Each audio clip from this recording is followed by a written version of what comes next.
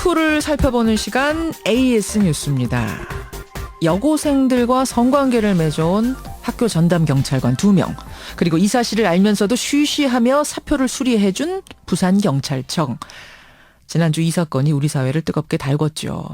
쉬쉬하면서 넘어갈 뻔한 이 사건. 이 사건을 세상에 알린 사람은 바로 장신중 전 총경입니다. 저희 뉴스쇼에 출연해서 이 제도의 문제점을 낱낱이 밝히면서 큰 이슈가 됐었는데요. 그때 우리 청취자들의 요구가 상당히 많았습니다. 이분을 한 번 더 불러달라. 경찰의 현 주소에 대해서 좀 더 자세하게 듣고 싶다. 이런 요청들이 많아서요. 그래서 오늘 AS 뉴스에서 다시 한번 모셨습니다. 장신중 전 총경, 전 강릉경찰서장 연결합니다. 전 총경님 안녕하세요. 예, 안녕하세요. 그 폭로 후에 괜찮으세요? 별일 없습니다. 걱정 안 해주십니다. 아니 사실은 저희 인터뷰 나가고 나서 많은 청취자들이 걱정하는 문자를 보내셨어요. 이분 이러고도 괜찮겠느냐. 왜냐하면 네. 그 압력이라든지 비난이라든지 이런 거 받진 않으셨어요. 일부의 비판 같은 건 있을 수 있지만은 조금 세상을 바로잡은 그런 일을 할 때 예. 정도의 비판 같은 건 그건 감수해야 되겠죠.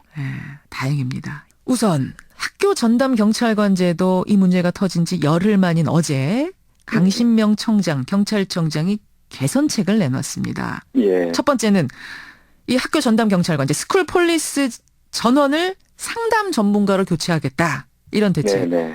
이건 어떻게 보세요? 전혀 아닌 접근 방법이죠. 우선 첫째 먼저 상담이라는 것이 예. 한 사람의 인생을 바꿔놓을 수도 있는 아주 고도의 전문 영역입니다. 그렇죠. 경찰에는 그럼 상담 전문가 있냐? 한 명도 없습니다. 제가 알기로는. 이게 경찰 내부에서 어떻게 만들어집니까? 알겠습니다. 자, 한 가지 얘기하면은 경찰 내부에서의 상담이라는 거는 예. 전의경 앞에 앉혀놓고 너 사회에서 어떤 생활 하다가 왔어? 이렇게 일방적으로 훈계를 하거나 그 내용 상담 일정에 기록하는 게 아주 지극히 단순한 비교육적인 의견 교환 방식을 상담이라고 합니다. 경찰 조직에서 그런데 경찰은 그렇게 접근하는 거죠. 그러니까 학생들 앞에다 불러다 놓고 야단치거나 예. 아니면 너 뭐 하다가 왔어? 앞으로 싸우지 마. 이걸 상담이라고 주장하는데 이거는 전혀 상담이 아니거든요. 알겠습니다. 그러니까 지금 경찰 조직 안에 학교에 들어가서 아이들에게 그 고도의 어떤 심리적인 상담을 할 만한 전문가들이 과연 그렇게 넉넉히 존재하는가? 이 부분을 믿을 수 없다는 말씀. 아예 없다는 얘기죠. 없다.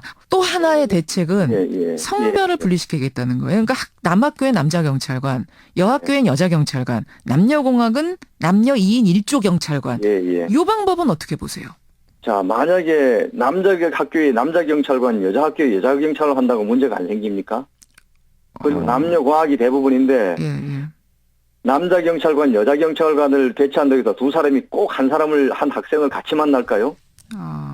전혀 아닌 것이죠. 이런 건 내밀하게 이루어지는 것인데 당연히 만날 수 있습니다.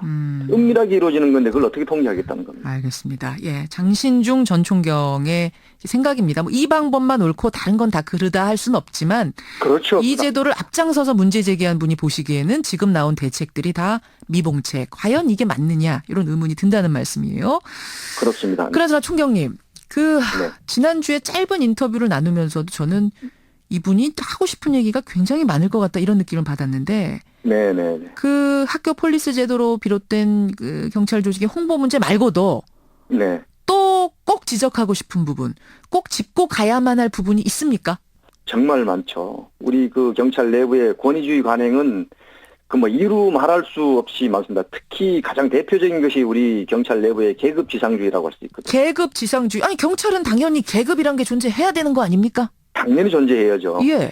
근데 우리 경찰은 이거를 완전히 신분적 수준으로 이걸 격상시켜 버렸거든요. 그냥 계급 정도가 아니라 신분제, 마치 카스트 제도처럼요? 그렇죠. 그렇게 만들어놨죠.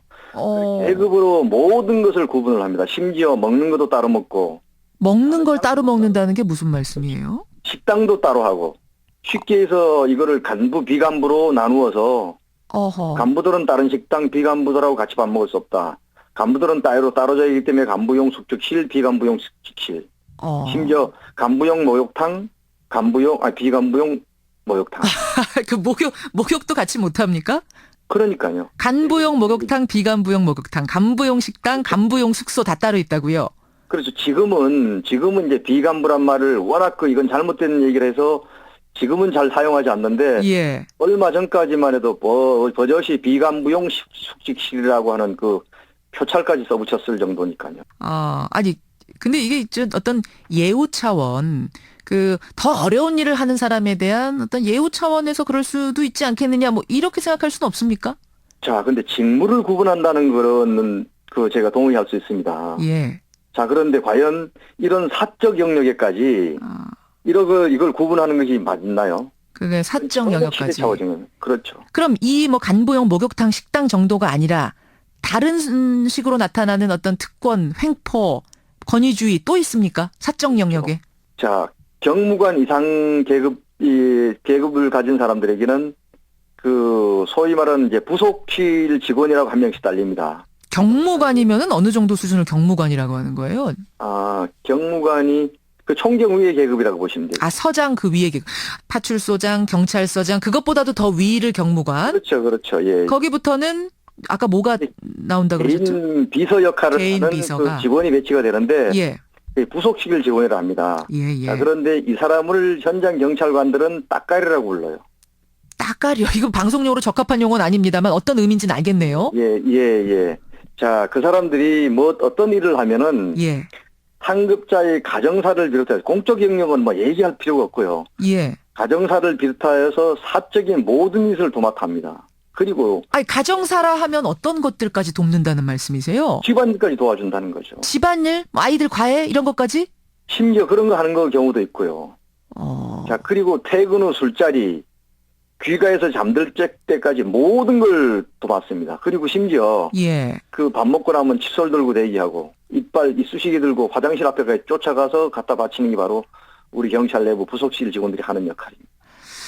사실은 지금 사회적으로는 특권 없애기가 화두 아닙니까? 국회의원들도 특권 없애기 하고 있는데 그러니까 경찰은 지금 그 도를 오히려 줄이기는커녕 넘어서서 운영이 되고 있다는 얘기예요. 그걸 당연하게 수십 년간의 어떤 관행으로 여겨왔기 때문에 지금 당연한 거로 생각하는 거죠. 그것이 잘못이라고 인식을 안 하는 거죠. 혹시 어떤 폭력도 존재합니까? 언어 폭력이든 물리적 폭력이든? 당연히 존재하죠. 경찰 내부에서는 어이, 야, 이놈, 저놈 이게 일상 용어입니다. 일상 용어다. 그렇죠. 사람 그냥 부를 때 거의 대부분 어이입니다. 야하고. 어이, 야. 예. 그러니까 친근해가지고 저 동지 같은 표현으로 그렇게 쓸 수 있는 건 아니에요? 자, 그것이 이제 완전히 일반화되어 있다니까 문제죠. 생전 처음 보지만 내가 계급이 높으면 어입니다. 자, 그러니까 경찰청에 근무하는 총경은 일선 경찰서에 전화를 해가지고 예. 그 전화 받는 상대방이 누구든 예. 무조건 어이, 너 누구야 합니다. 알겠습니다. 그리고 경찰관들이 이 현상을 지적하는 대표적인 말이 있습니다. 뭔가요? 계급이 깡패. 계급이 깡패다. 예, 거기에 모든 것이 사실은 함축되어 있죠. 이거 어디서부터 어떻게 바꿔야 될까요, 그럼? 그래, 경찰 조직 내부에서 참 여러 가지를 바꾸긴 했습니다. 예전에 이제 임석상관에 대한 경례도 지금 문제인데요, 사실은. 예. 우리나라의 각종 규칙에는 모든 행사에 있어가지고 임석상관에 대한 경례보다는 국기에 대한 경례를 먼저 하도록 되어 있습니다. 그렇죠. 그런데 경찰 내부는 임석상관에 대한 경례를 국기에 대한 경례보다 먼저 하거든요. 상관에 대한 경례를? 그렇죠. 그래서 이걸 제가 강력하게 문제를 제기했습니다. 그리고 다른 선진 외국에 가면은 특정 개인을 보고 집단이 경례를 바치는 경우는 없습니다. 예. 민주주의 국가에서는 그거는 절대로 금기하고 있거든요. 다른 나라 경찰들은 그렇게 안 해요? 그렇죠. 일본 경찰 같은 경우에는 동시에 같이 경례를 하고 일본도? 집단이 단체로 한 개인에게 특정 개인에게 경례를 바치는 일은 우리나라밖에 없습니다. 예, 여러분 어떻게 생각하십니까? 이 경찰 조직 우리가 잘 몰랐던 부분인데 오늘 내부의 문제를 또 이렇게 드러내셨네요. 또 논란이 좀 될 것 같습니다, 총경님. 논란이 되면 좋겠습니다. 그러면은 경찰 내부는 내부에서는 아무리 이야기를 해도 잘 안 고치지만은 외적으로 문제가 되고 하면은 그것을 고치는 액션을 취합니다. 그리고 이걸 시스템적으로 개선하는 방법이 딱 하나 있긴 있습니다. 뭔가요?